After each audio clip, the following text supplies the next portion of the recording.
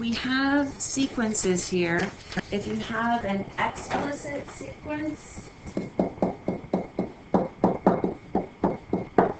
that means you have a formula, all right? And you just substitute in for n to get any term, all right? So if I have a sub 5 is what I'm trying to find, and I'm using this formula, basically that tells me this was a sub n, so that tells me that n equals 5. That's what that subscript means, all right? That tells you what n is, all right? It's kind of like when we had f of x, and then we went to f of 3. Well, that tells me that x equals 3. Okay, so if I have a sub n and a sub 5, I know n equals 5. And then, so I just substitute in 2 times 5 minus 7. All right, so that would be 10 minus 7, and that would be 3. So a sub 5, that means the third term would be a 3. Or excuse me, the fifth term would be a 3. If I wanted to know the first term, well, I have a sub 1, and so that means n equals 1. So it would be 2 times 1 minus 7, and that would be 2 minus 7 is negative 5. All right? And that's the same for no matter what the formula is. So here I have a sub n is equal to 2 to the n. So if I wanted to know what a sub 10 was, right, that means I would take 2 to the 10th power. All right, I have to do that on my calculator. And if I wanted to know, I'll do one that I know, a sub 3, right, so that would be 2 to the 3rd, and so that would be 8, right? N is always positive. N is the set of natural numbers, counting numbers. So it goes from 1, 2, 3, 4, 5, 6, 7, 8, 9, and so on. Okay. If I have a to the n, and this is defined this way, so if I said a to the 6th, that means n equals 6. And so I'm going to put a 6 in for n, add 1, and that means a to the 6th is 7.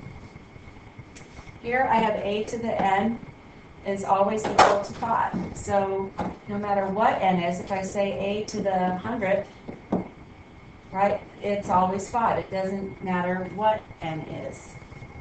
All right, if I said a to the 7th, that would be 5.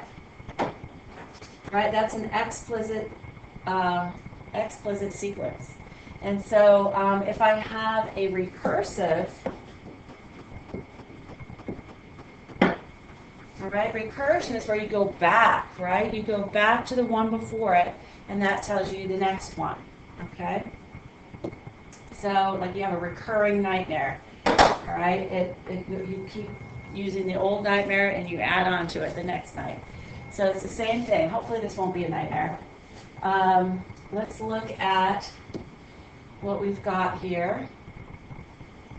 So I have a to the n is equal to, and what this means, n minus 1, that means the term before,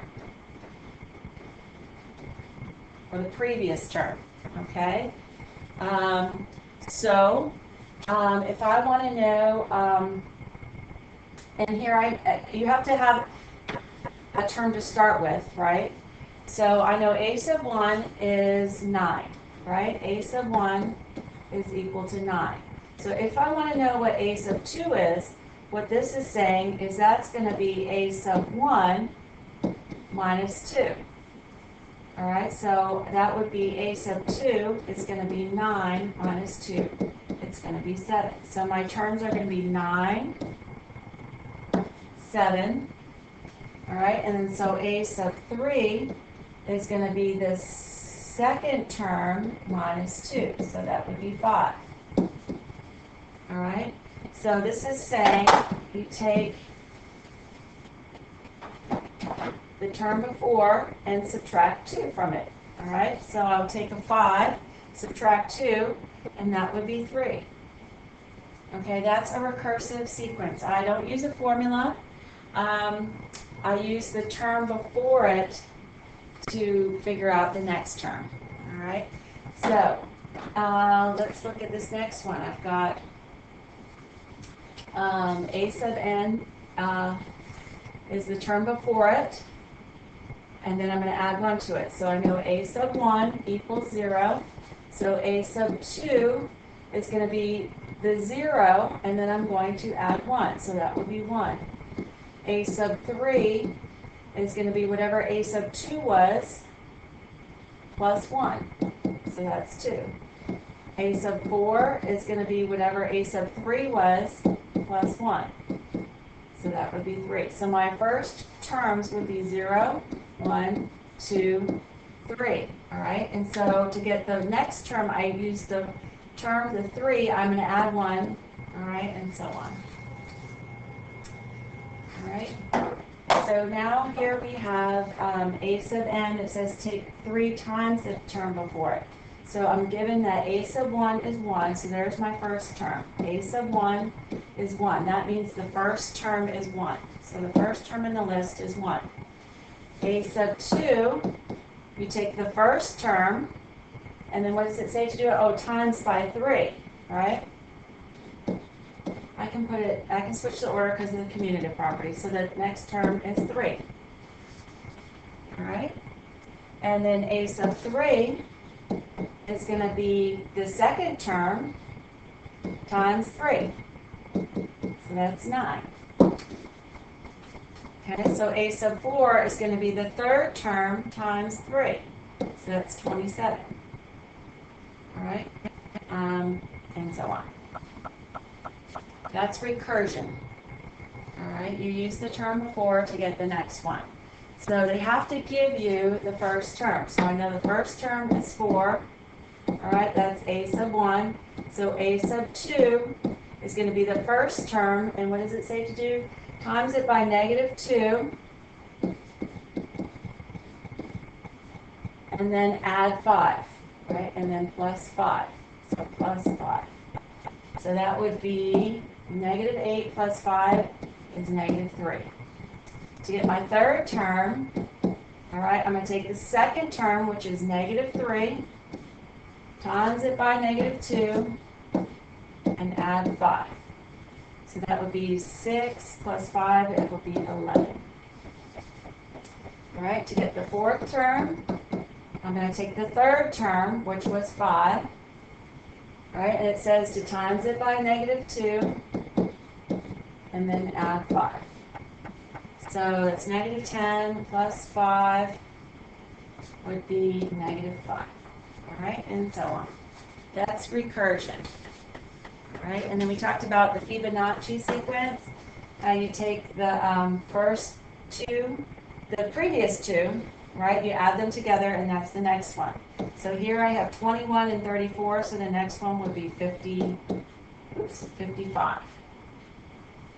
And we talked about how you find these Fibonacci numbers, the sequence, all in nature, everywhere. So I'm having trouble with making 5s. All right, so let's go to the next page. So you need to be able to tell the difference between arithmetic and geometric. All right. Basically, arithmetic, you have a difference, right? And geometric, you have a ratio. So let's do some problems. The formula actually is on your formula sheet. All right, and so that says that a sub n is going to be the first term plus n minus 1 times the difference. All right, that is for an arithmetic sequence. All right, where they have a common difference. And then if it's geometric, that would be a sub 1. So you need to know that first term times the ratio, the common ratio, and then that would be n minus 1 power. All right. So both of them have the n minus 1. Right. Both of them have an n minus 1. But if it's geometric, that n minus 1 is an exponent. Okay, it's exponential. And if it's arithmetic, it's linear. Okay? So this is going to be linear, and this is exponential. Okay, so let's do some problems.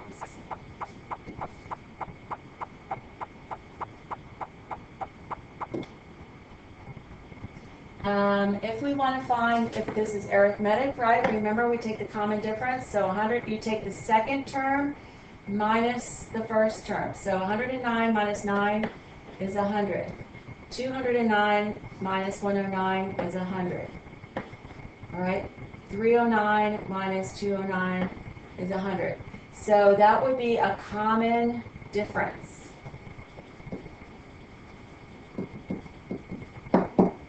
And so that's D equals 100. And that means it's an arithmetic sequence. Okay? Looking at B, go ahead and check your differences. -3 minus 1 is -4. 9 minus -3 is 12. Oh, so it is not, I do not have a common difference. So let me try dividing. All right, let me try dividing. So I'm going to do -3 divided by 1. All right, and that gives me -3. Right? And then I'll take, so that was that. Now I'm going to do 9 divided by -3. And that's -3. And now I'll do -27 divided by 9. -27 divided by 9. So you always put check out with terms that are right next to each other, and that's -3. So if I'm dividing, that's a common ratio. So R equals -3, and that means it's geometric. All right.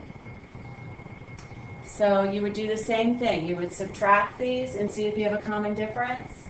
And if you don't, then you would divide them, okay, and see if you have a common difference. And if you have a common ratio. If you have a common ratio, then it's geometric. Common difference, it's arithmetic. All right. So, now we're trying to find the first 4 terms, and this is explicit. All right, so if I want the first 4 terms, I'm going to start with a sub 1. And what that means is that n equals 1. And so I substitute 2 times 1 plus 3. And that gives me 5. And I'm going to do a sub 2. And what that means is that n equals 2. So it's going to be 2 times 2 plus 3. And that gives me 7. And now I'll do a sub 3, and that means n equals 3. So again, these are just the counting the natural numbers. And so I would go 2 times 3 plus 3, so that would be 6 plus 3 is 9. All right, we'll go ahead and just do the first 3 terms. All right, so now for B, I'm going to do a sub 1, so that means n equals 1. So I just substitute in 2 times 1, and then that is squared. All right, so 2 times 1 is 2. Squared would be 4. A sub 2. All right, so n is equal to 2 now, so it's 2 times 2, and all of that is squared. So 2 times 2 is 4, and 4 squared is 16. And then I'll do a sub 3. So it's 2 times 3, and then that gets squared. So 2 times 3 is 6. You square 6. 6 times 6 is 36. All right, that is an explicitly defined sequence. You just substitute in for n. All right. Now the next one, it says for number 3, it says it's recursive. So if it's recursive, you use the previous term, all right, and then you add 10 to it. That's all that means. Okay? So we start off with a sub 1 is 29. So that means a sub 2 is going to be 29, right? You take the first term and then the one before it, and I'm going to add 10. So that would be 39. A sub 3 means I take the second term and I add 10 to it. So that would be 49. A sub 4 means I take the third term, which was 49, and I add 10 to it. And so that's 59. All right, and that's recursion. Okay, that's recursive. We use the one before it. Okay, so I have a sub 1 is negative 1, so a sub 2 is going to be that negative 1, right? There's my first term. And then it says times 2, double it. So times that by 2, so that's negative 2. All right, so a sub 3 is going to be the second term, negative 2, and then I'm going to double it. So that would be negative 4. All right, and my fourth term, to get the fourth term, I take the third term, negative 4, and I times it by 2. I double it, so that would be negative 8. All right, fantastic. Now, if we have an explicitly defined sequence, okay, and I'm given the formula, and I'm trying to find the seventh term. What this means, right, I have n here and I have 7 here. That means n equals 7. And so you just substitute in, right? It would be, so a sub 7 is going to be 4 times n. Well, what's n? N is 7 minus 3. So a sub 7 is going to be 28 minus 3, which is 25.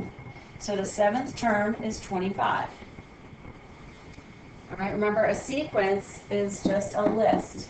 All right, you just have numbers separated by commas. All right, so if I want to do B, all right, I've got the formula is a sub n equals this, and I'm trying to find a sub 4. So that means that n equals 4, right? Instead of n, there's a 4. So you just substitute in 4 plus 1 all over 4 cubed. Right, and anytime you have a fraction, you simplify the numerator, simplify the denominator, and then you would reduce if you could. All right, and if not, then that is your final answer right there. So that means that is the fourth term. Oops, that should be an A. That's the fourth term in the list. All right, so number 5, we're trying to see if if it's arithmetic or geometric. All right, so if it's arithmetic, you're going to you subtract, right, to find a difference, and if it's geometric, you divide, all right, to get the ratio.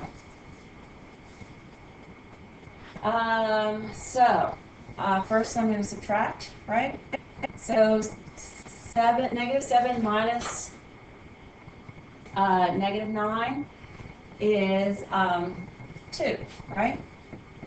And then negative 5 minus negative 7 is 2. Negative 3 minus negative 5 is 2. So that means I have a common difference, all right, because I was subtracting, so the difference is 2. And that means it is arithmetic. Okay. For this one, again, I'm going to subtract. So 20 minus 10 is 10. 40 minus 20 is 20. Oh, so it's not arithmetic. I don't have a common difference. So I will try dividing. All right, take 20 divided by 10, that's 2. Then take 40 divided by 20, that's 2. Take 80 divided by 40. They have to be consecutive terms. All right, that means the one right after the other. So that means R equals 2. I have a ratio, so that would be geometric. Okay, I have a common ratio. All right, so the rest of them, you just put those in. Use your calculator, because sometimes it looks weird. All right, and then for number 6, it says, given the term and the common difference or ratio, find the explicit formula.